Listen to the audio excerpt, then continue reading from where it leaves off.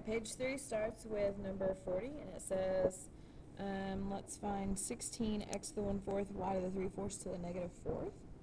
So, a couple different ways to approach this. But I guess the easiest way is to think, okay, all this is raised to the negative 4th, which just means all of this is in the denominator raised to the positive 4th, or you can just distribute the power of negative 4 and then place them individually in the denominator. It's really whatever you feel like doing. 16 to the negative 4th. So if I had you do something that large, then I would give you a calculator. 16 raised to the 4th is 65,536. So it's 16 to the negative 4th, which means it's in the denominator. So 65,536. Yeah. Okay. And then x to the 1/4 to the negative 4th. So we multiply 1/4 times negative 4, and that's negative 4/4, which is negative 1, which means x to the first just goes in the denominator. And same thing with y. So we got y to the 3/4 to the negative 4. You multiply, you get negative 12 divided by 4, or just negative 3. And so that means y cubed goes to the denominator, which means we're left with a 1 in the numerator. And that is 40. Number 41, we want to simplify. So when we simplify coefficients, it's pretty easy. You just divide. 6 divided by 3 is 2. But when you simplify variables, you got to look at their power. So I've got x to the 5/3 on top and x to the 2/3 on bottom, which means I have 5/3 and 2/3. I can simplify out 2/3 with 2/3, leaving me with 3/3 on the top, and 3/3 is 1. So my final answer is just 2x to the first power, or just 2x. Number 42, again, we simplify the numbers out front, the coefficients. 2 divided by 10 is the same thing as 1/5. They each divided by 2. And then I've got 3/5 x's on top, and I've got 1/2 x on bottom. That means I need to find a common denominator. So I need to have a denominator of 10. So I multiply top and bottom by 5 on the denominator and 2 on the numerator. That leaves me with x to the 6/10 on top and x to the 5/10 on bottom, which means I can simplify out 5/10, leaving me with only 1/10 on top. So I've got x to the 1/10, 1 times that, divided by 5. Or you can, if you want to, you can write the 10/3 of x to the first, or 10/3 of x divided by 5. Either one of those is fine. Number 43, we're going to distribute our power. And so I've got negative 5 squared is negative 5 squared, which means negative 5 times negative 5. It is a positive 25, but I have a lot of people that would leave it as a negative. It is a positive 25. And then a to the 1/5 squared just means 1/5 times 2, so that's a to the 2/5. And then b to the 2/3 times 2 is b to the 4/3. You could write those individually as roots, but you can also just leave it like that. Alright. Number 44. We're just going to, it's just straight up multiplying. So I've got 2 times 7 is 14. I've got x to the 1/3 times x to the 4/3. When you multiply, you add the power. So I've got 1/3 plus 4/3. And then I've got y to the 2/7 plus 5/7. So I've got 14x to the 5/3, y to the 7/7, which is just 1. And so there's my answer. Now, you could get into technicalities and be like, well, you could simplify x to the 5/3. I mean, if we were doing a different problem and I was saying, hey, simplify this root, and I had 14y times the cubed root of x to the 5th, and yeah, you could say 3 goes into 5. 1 time with 2 left over, so it's actually 14xy, x to the 2/3. But, I mean, that kind of gets back to what we were doing up here. You know, it's breaking it back down into powers, and so if I'm just asking you to combine, then you can do that. Okay. Okay. 45. Alright, so this one's, I'm just going to start by writing a fraction bar and just start placing things where they need to go. I've got 2 to the negative third, not 2 times negative 3. It's 2 to the first, and then I multiply the power times negative 3. So that's 2 to the negative third. 2 to the negative third just means 1 over 2 cubed, which is 1 over 8, which means 8's in the denominator. Okay, I've got x to the negative 2/3 to the negative third. So when you raise something to a power and you raise it to another power, you multiply the power, so that means just x to the 6. So that stays on top. I've got y to the third to the negative third. That is y to the negative 9th, which just means y to the 9th in the denominator. Times, and I'm just going to write down some of these. 2 stays on the top, x to the 4th stays on top, y to the 5th stays on top, because I'll have positive powers. But z to the negative 1 just moves to the denominator, z to the 1st. Now I've got the denominator. Okay, so I've got negative 2, and then I'm going to distribute the square. So that's negative 2 squared, not negative 2 times 2.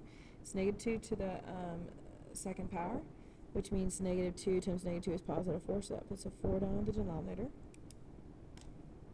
because it doesn't have a negative power. And then I've got x to the 5th squared, that's x to the 10th, because I multiply the powers.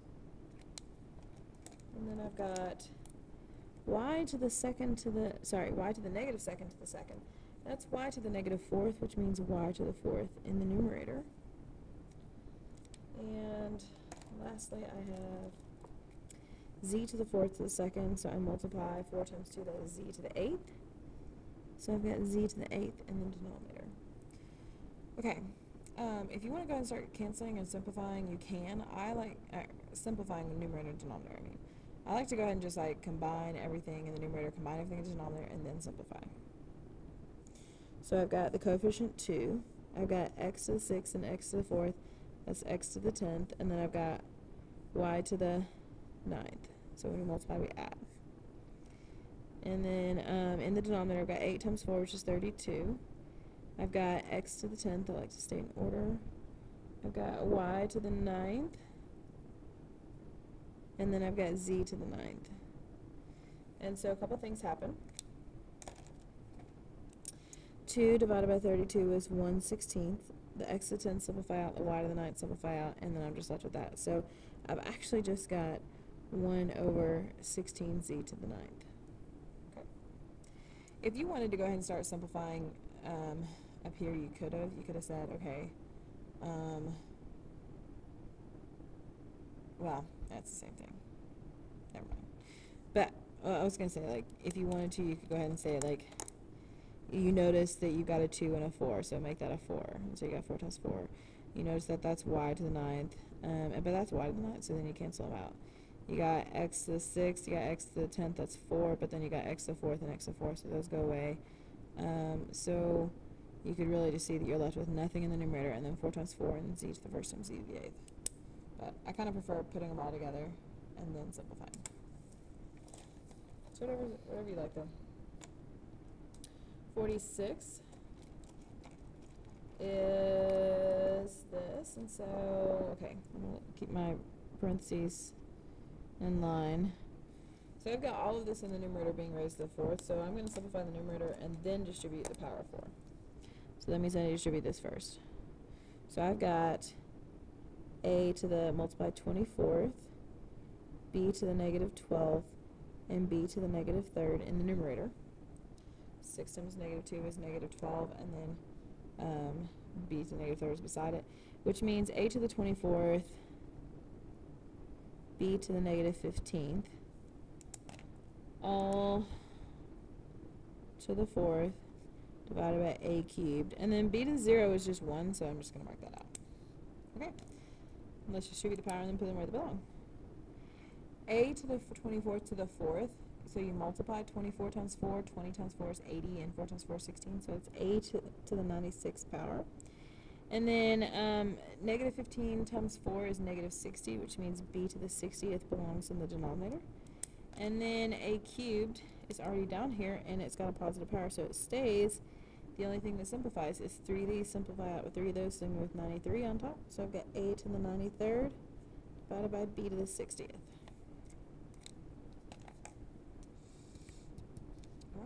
Number 47. I'm just going to start putting things where they belong because most of this is just one set of distribution, unlike the last one that had two sets within one thing. So when I multiply, u to the negative first to the negative 1/2 is, I multiply the powers. Negative 1 times negative 1/2 is a positive 1/2. So that is u to the positive 1/2, which means it stays in the numerator. U to the negative second belongs in the numerator, so u squared. V to the negative 3/4 belongs in the numerator, so v to the 3/4. And then we're distributing, so that becomes u to the negative 21/4, which means it belongs in the numerator. U to the negative, positive 21/4. Once it moves, it changes sign. I think I did that when I first worked it out too. Okay. And then I've got v to the 2/3 times a negative 3 is just a negative 2. So that means v to the negative 2, which means v squared in the numerator, which means everything ended up in the numerator. Okay, so it's just a matter of combining. I've got u to the 1/2 plus 2 plus 21/4, which means I need a common denominator of 4. And so I need to multiply this on top and bottom by 2. I need to multiply this on top and bottom by 4. So I've got u to the 2/4 plus 8/4 plus 21/4. That's 29, 31. Yeah, 31/4. So I have u to the 31/4. And then I've got v to the 3/4 plus 2. I need a common denominator of 4. So that is v to the 3/4 plus 8/4. That is v to the 11/4. If it was multiple choice, maybe you could match it to u to the 4th root of u to the 31st, v to the 11th, because they both have a 4th root. But I'd probably just leave it like that as my final answer for these problems. I'm not asking you to then simplify, because you could technically then simplify, but then we're getting back into this. I mean, like multiplying it all out, so I'm saying that's good. Okay, last one, 48. So let's distribute. I've got 3, not times 2, but 3 to the first squared, which means 3 squared, because I multiplied the power, so that is 9. I've got m to the 1/4 times 2, that is 1/2. 1/4 times 2, so it's 2/4, which is 1/2. And then I've got n to the negative 4th, so I'm going to put that in the bottom, n to the 4th. Then I'm going to distribute this. That is 16 to the 1/2 power, 16 to the first to the 1/2, that's 16 to the 1/2. That is the square root of 16, which is just 4. So you could write 16 to the 1/2, but then you'd eventually need to simplify that to the the square root of 16, which is 4. So I've got a 4 in the numerator. Oop. I've got n to the 1/2, and then I've got m to the negative 3/2, because I've got m to the negative 3rd to the 1/2. I multiply the powers, negative 3 times 1/2 is negative 3/2. So I've got m to the 3/2 in the denominator. So what I notice is, first off, I can multiply the 9 times 4 is 36. So I've got 36. M's, I've got 1/2 on top and 3/2 on bottom, which means 1/2 can cancel out with 1/2, leave me with 2/2 on bottom and 2/2. Sorry, 2. 2/2 is 1, so that's just an m in the denominator. Oh, I don't know why I wrote it like that. Oh well. Don't know why I wrote it like that either. Whatever.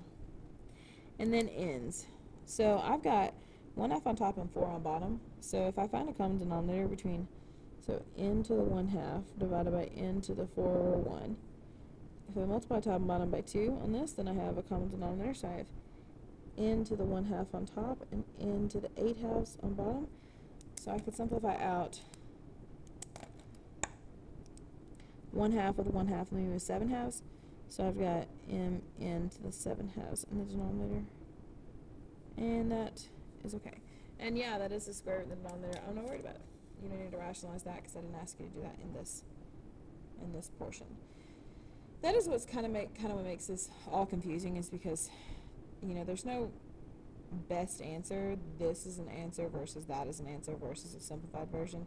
So that's why I made a lot of this multiple choice so that you knew exactly what I was looking for and you could just match it to your answer. But anyway, okay. Hope you study.